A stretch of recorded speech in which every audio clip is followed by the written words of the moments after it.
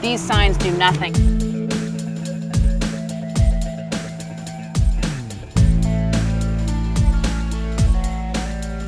We're planting over 500 bulbs.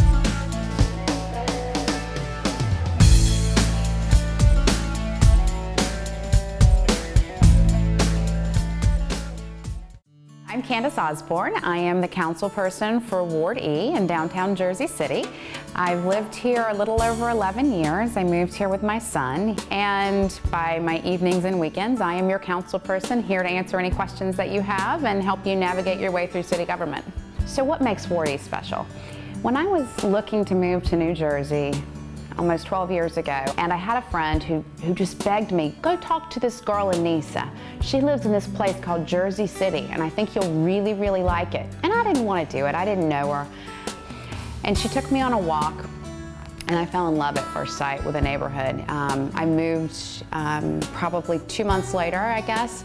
I drove my U-Haul down Warren Street as the sun was setting. I saw the Statue of Liberty kind of framed in the middle of the road with boats on either side, and I thought, I get to live here, and I've thought that every day ever since. My love for Jersey City is why I ran for office. There are a lot of things in Jersey City's favor, and we have the opportunity to capitalize on whether it's changes in technology, things going on in Manhattan that make Jersey City more favorable, the fact that we have a good infrastructure here as it relates to public transportation that can't be replicated anywhere else. I think we're at a place right now where we can choose which way we want to go, and I'm excited about the way that we're going. One of the things that I started off by doing was going out and reaching to the community to get their input.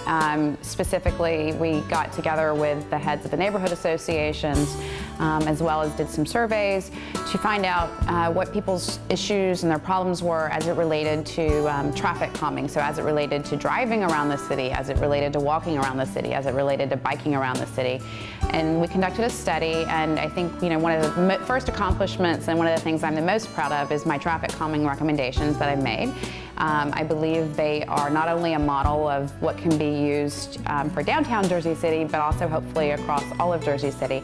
And we're working right now to start to implement those plans throughout downtown.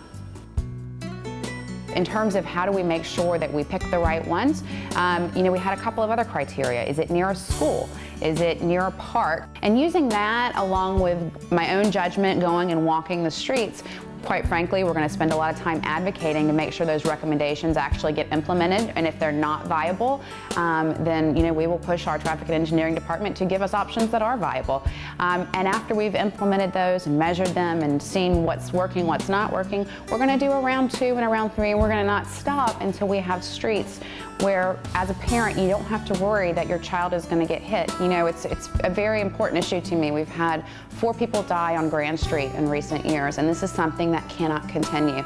If your intersection didn't get addressed in phase 1, please email me, call me, let me know. I'm certainly not perfect. The process wasn't perfect, and we will make sure that we address every intersection in downtown.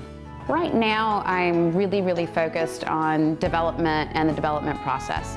We have real-world examples where when there is community input, the process works better. And I think, Grove Point Plaza is a perfect example of that, where you had community involvement, and now we have this wonderful pedestrian walkway where there are events, there's the farmers markets, there's on Friday evenings, there's the Creative Grove. We have several events there for like 4 times a year from the Downtown Special Improvement District. It's a really, really great program.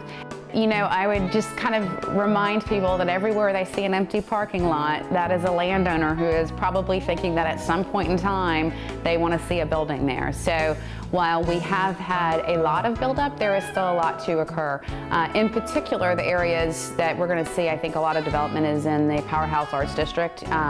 There is already a lot of construction there. There will be continuing to be construction there. There is a lot of property in Liberty Harbor North that will continue to be developed. And on the far north side of Hamilton Park, as it kind of gets into the area where the Lackawanna building is, there's also a significant opportunity for development. So I think that this is not something, development is not going away anytime soon for downtown, so it's something that we need to kind of tackle head on. Another issue that's been something big in downtown for a long time, especially in the last 12 years I've seen since I've been here, is parking. It used to be relatively easy to find parking. It's now very difficult, and sometimes you have to circle your blocks to find parking. That's something that we want to try to change, and so if you have ideas about how we could make parking in downtown Jersey City better, I'd love to hear them.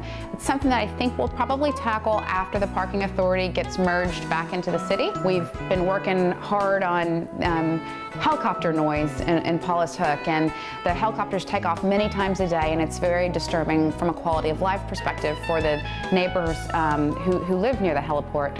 And there's really not a lot we can do at a municipal level other than lobbying with our federal government, because the FAA and the New Jersey Department of Transportation has control over that.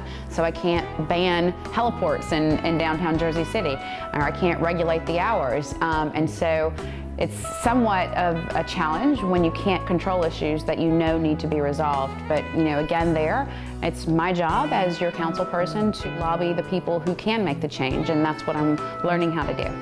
I'm always available on email and on phone. That information can be found on the city website, and I have hired a council aide, Sarah Ligon. She runs my council office, and we've staffed it with volunteers to try and give you as high of a level of service as possible.